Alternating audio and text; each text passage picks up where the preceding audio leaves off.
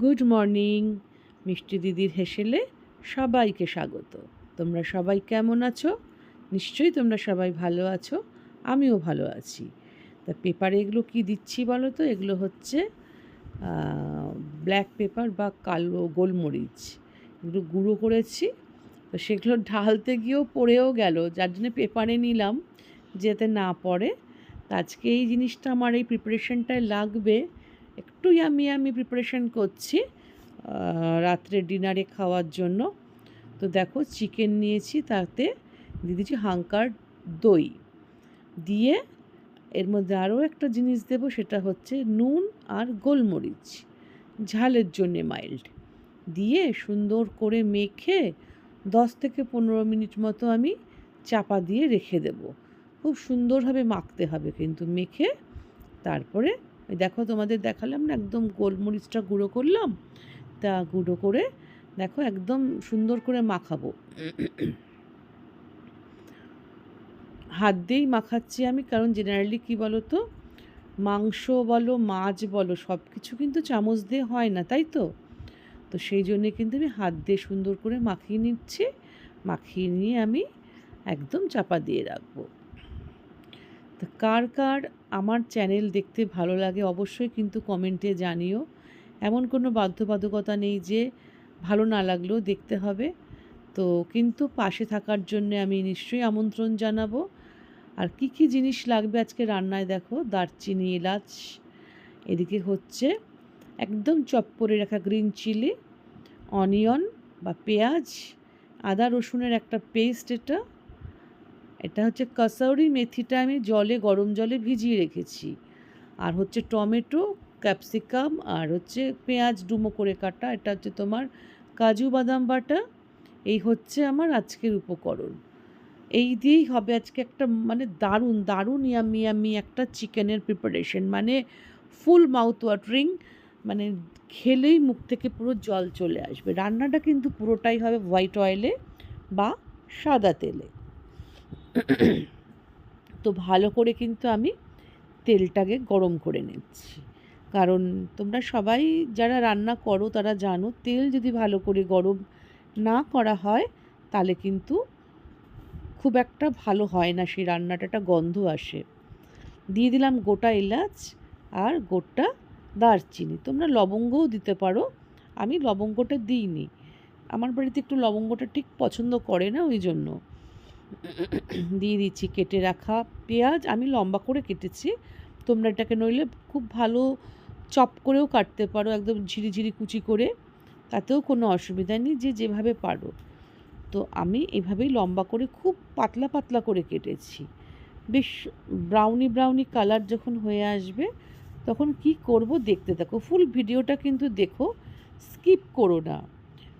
দিয়ে দিচ্ছি নুন, কারণ এই নুনটা দিলেই কিন্তু পেঁয়াজটা সুন্দর একটা নরম হয়ে আসে। আচ্ছা, দেখতে থাকো তাহলে, কারণ হচ্ছে দেখতে দেখতেই কিন্তু ভালোবাসাটা জন্মাবে। আমিও কিন্তু যাদের ভিডিও দেখি, আমি কিন্তু নির্দ্বিধায় অনেক মানে ব্লগারের রান্না দেখি, ভালো লাগলে আমি সাবস্ক্রাইব করি, কমেন্ট করি। তারা কিন্তু আজকে আমার চ্যানেলের বন্ধু, তারা কিন্তু কেউ আমাকে আমন্ত্রণ জানায় না, আমি নিজের থেকে গিয়ে যেটা ভালো লাগে আমি নিশ্চয়ই কমেন্ট করি, তাদেরকে আমার বন্ধু করি। দিয়ে দিলাম হচ্ছে লাল লাল একদম টকটকে টমেটো, খুব চপ করে রাখা গ্রিন চিলি বা তোমার লঙ্কা। ঝালটা সম্পূর্ণ হচ্ছে তোমাদের ব্যক্তিগত, যারা যেরকম ঝাল খাও বাড়িতে ঠিক সেরকম অনুপাতেই ঝালটা দেবে। আমার কিন্তু অনেকটা নরম হয়ে এসছে, ঠিক সেই সময় আমি দিয়ে দিচ্ছি আদা আর রসুনের পেস্ট। প্রিপারেশনটা একটু অন্যরকম হবে, তোমাদের আগেই বলেছি, খেতেও অন্যরকম হবে। তো তোমরা দেখতে থাকো। নামটা আমি আগে বলছি না, নামটা তোমাদের লাস্টে আমি বলবো, বা তোমরা যখন আমার ভিডিওর স্টার্টিংয়েই নামটা তোমরা দেখতে পাচ্ছ অবশ্য, তাতে কোনো অসুবিধা নেই। রান্নাটা দেখতে থাকো কীভাবে করছি। দেখো এটাকে সুন্দর করে এখন কষাতে হবে, কষাতে কষাতে সুন্দর একটা তেল বেরিয়ে আসে, জানো তো। মাংসে চাপা দিয়ে দিয়ে একদম লো টু মিডিয়ামে করবে, হাইতে করলে কিন্তু এর যে জুসি ভাবটা সেটা কিন্তু বেরোবে না।